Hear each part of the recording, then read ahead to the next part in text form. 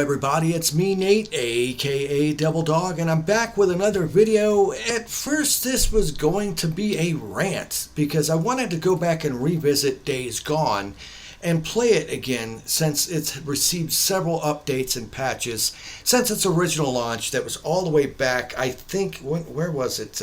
April 26th of 2019. This game was made by Ben Studios, and like I said, I originally did a review on it quite a while back, and even a rant video on it quite a while back, and I wanted to go back and maybe give it another shot to play through it again with all the updates that it's received over the time to see if it's actually improved and if it is a good game or if I still think it is a piece of crap. Now, along the way, like I said, I originally wanted to do a rant, but I had found out some information involving Ben Studios, which kind of made me change my prerogative, my mindset on this. The fact of the matter is that if you really get into it and realize the studio that made Days Gone, Ben Studios, the only real games that they were well known for making were the Siphon Filter games. And because of, I wouldn't really say a falling out with Sony, but due to a fact that the higher-ups at Sony seem to be snipping too much paint anymore, and now all they want is AAA blockbusters, they are not going ahead and making a sequel to Days Gone. Which shocks the living crap out of me because it did make a rather good profit, and there's so many things about this game that if it actually got a sequel that they could fix and polish and upgrade and make it so much a better experience. Because don't get me wrong, the game has its pros and it has its cons. I'm going to talk about the pros first and the cons second. First up, the pros are the overall game world and the way it's designed. Honestly, is a very beautiful open world experience, and it's one of the highlights of the game. You know, because most games nowadays have like zombie infestations in cities and other stuff, and it was nice to see them do it in the mountainous area where they did it. Honestly, like I said, the world hands down and the environments are top notch. Next up, while it is kind of convoluted, the story in the game was actually pretty intriguing, and the characters were pretty decently developed to where it was a nice change of pace once again from your normal characters with Deacon St. John and Sarah and Boozer and the rest of the gang. Honestly, it was a pretty decent, characters, and they did develop pretty decent throughout the game. Honestly, those hands down really made this game stand out on its own, along with the one main mechanic which was not used enough, and that was the horde mechanic. The ability to have hundreds upon hundreds of these freakers, their versions of the zombies, to attack you in certain scripted times was actually the best part of the game. It really honestly was. It was the most nerve-wracking and nail-biting and absolutely fun aspect that this game had. And it was sorely underused. It really was. And I understand it probably had a lot of technical difficulties in getting, the freaker hordes to work.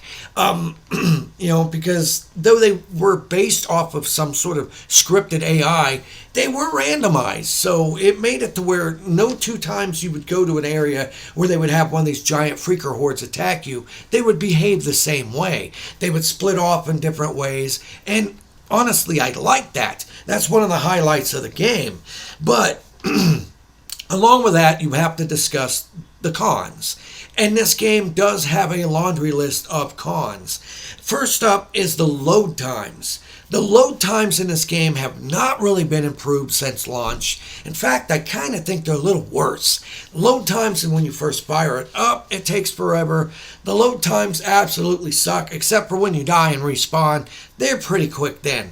But other than that, the load times are garbage. And the gameplay loop, honestly, I understand that Ben Studios had to focus on a game engine, building the world, and all these other mechanics and get them up and running. That's why when you make a first game in an IP, generally it's not until you do the sequels that you can actually apply more to it and make it the game that you originally planned. A good example is look at Witcher. The first Witcher wasn't that good. Witcher 2, okay, but Witcher 3, they knocked it out of the park. Same as The Last of Us. You know, that one, honestly, even though the second one was polarizing in its story, they improved it so much. Same as any Naughty Dog game like the Uncharted series. The first one was rather rough, but once you got into Uncharted 2, was Amongst Thieves or whatever, it got fantastic. And it's because they were allowed the time to develop the game the way they should have. And that's the biggest downfall with Days Gone, is the fact that the mission structure, the overall gameplay loop is just not fun. It's an annoying game. It's not a fun game to play. The enemy AI, hands down, is some of the worst damn AI I've seen. Even in its current updated state, it is still garbage. There's many times where you'd be hiding and 5 miles away they still see you. Human enemies and the freakers, and they come bum rushing you. They're not that smart. They don't really know how to flank you right. They just kind of bum rush and act stupid. Then there's other times when they're like right here and they don't see you. So the AI is very, very flawed. Not good AI at all. And some of the main mechanics in it, like weapon degradation and the weapons breaking, while it's done a lot better than, say, Breath of the Wild, where every 2 seconds your weapon's breaking. Honestly, it does get annoying, but they did give enough weapons throughout the game to where it wasn't really that bad. But the thing that killed me the most, that I absolutely hate with this game, is the gasoline mechanic. Hands down, I had hoped that they would possibly be making a sequel to this.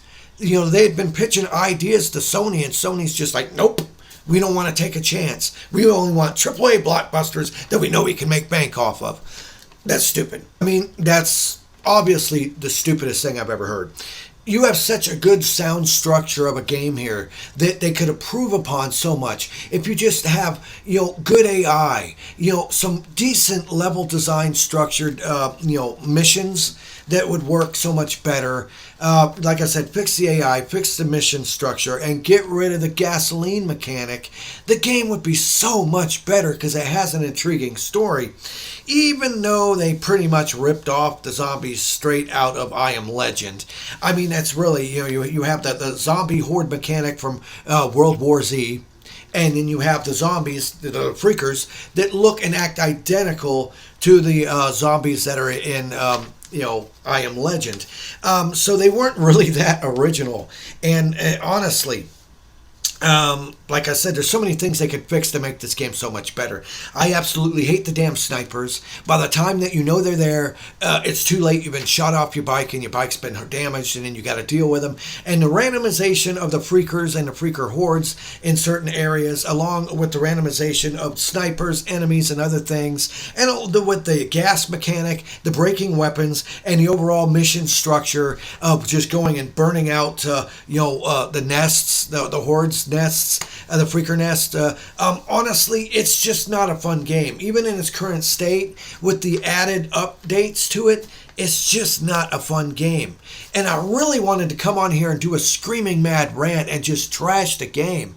But after hearing how Sony is dropping the ball and not having Bend Studios actually even work on it. In fact, I've heard they might be liquidating them and merging them in with Naughty Dog. And I mean, don't get me wrong, it'd be kind of neat to see emergence of the people from Bend with Naughty Dog, but no. I actually don't want to see that. I'd like to actually see Bend Studios get the chance that they deserve in making Days Gone 2. That way they could possibly make me like this game. Because I still can't sit here and say it's good. I can still say it looks nice. It plays okay. But honestly, there's so many flaws with it, even in its current final patch state, that I still can't say it's a good game. It's not. But I can see that it's got the structure there. And if they were allowed the time and money and effort to actually make a sequel, which Sony is apparently not going to allow them to do, we may never actually get to see what they originally wanted to do with Days Gone. And it's a shame. It really is. With all these other games coming out, and you don't give them a chance to come out with Days Gone 2. It's really kind of upsetting. Please leave in the comments below what you think of this situation, what you think of Days Gone, if you like it or not. Do you remember playing it when it first launched back in 2019, and what did you think about it? Make sure to hit the bell icon to stay updated whenever I release any new videos on my channel. Please subscribe, and remember, I always end my videos by saying, have fun, play hard, and remember, people, the devil is in the details. Peace out until next time.